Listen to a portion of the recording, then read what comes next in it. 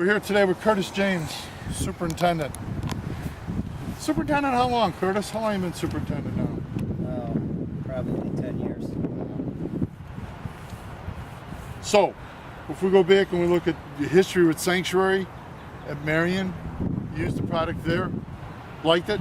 Yeah. You see it nice with tournament conditions and stuff? Did it always kind of produce what you wanted? Did Yeah, it it get you always, what you wanted? it always gave us quality turf, and we were running pretty lean and preparing for all the tournaments that were coming at Marion. And Marion, you have to run tournament conditions every day, so we never had any real surges or anything, and we kept good color and kept it lean and mean and dry and fast, and the products always seem to work pretty well for us.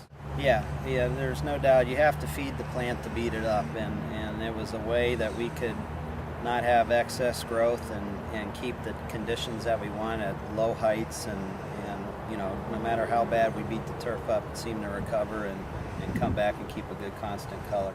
Yeah, absolutely. I think you have to have a good combination of regulation and proper cultural practices and use right products. I think that with the Sanctuary, it's also good for the environment, and we were trying to be stewardess of the green effect and going green, whatever, and just trying to make the overall plant a better plant and get the conditions that we want.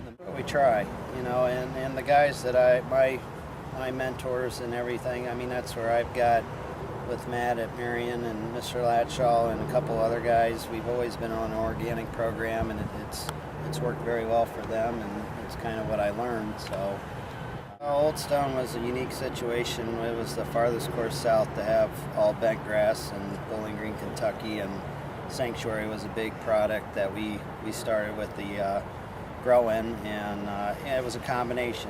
There was some synthetic fertilizer to get it going, but the constant feed with the Sanctuary was kind of a combination deal, and the just continued to use it, and it was one of the fastest grow-ins that we had, and it's still one of the top courses in the transition zone for all bent grass. So it worked really well for us in the grow-in process. And you've been able to see it also in the transition on a day-to-day maintenance that you do now.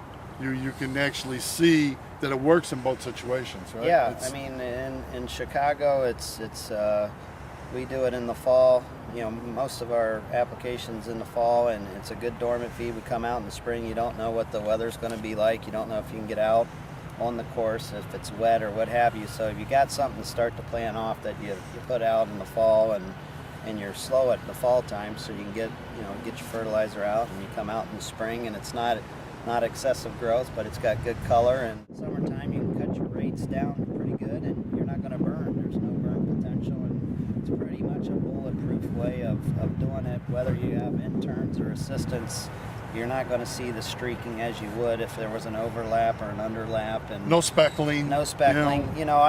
We do the same thing on the greens and the fairways. We'll water it and dry cut it in the afternoon without baskets, and the product gets into the canopy, and anytime we have holes, it's a great time to incorporate the organics, whatever you have. So through the guys that I've worked for over probably 10-15 years now, and he's always been in the cutting edge, and he's very knowledgeable about all of his products, and is, he takes good care of all of his customers individually, and he's just on a whole different level about soils and organic products. So I mean, to have a conversation with them, it's always interesting. You're going to learn something every time you talk to Lynn. So I mean, he's supported me over the years and been there for me no matter what. If we had a problem or anything, he's been there to fix it, and been there when we were doing good.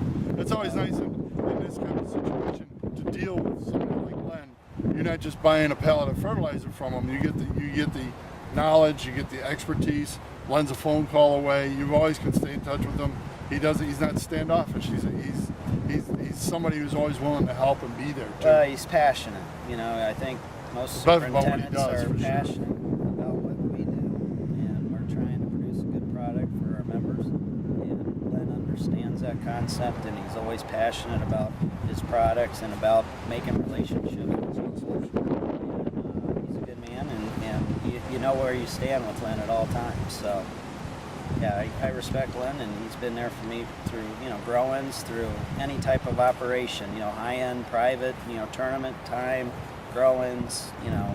It's a nice tool to have in the toolbox. It's just another, you know, tool in the shed, and we try to, you know, with my guys now and what my predecessors taught me was just get back to basics, you know, and I think that's what Len, it's kind of getting back to basics. We're not trying to reinvent anything. We're just trying to stick to the basics and, you know, good for the soils, and then it'll produce a good plant. And it simplifies everything, really. It seems fairly simple. Good, healthy turf.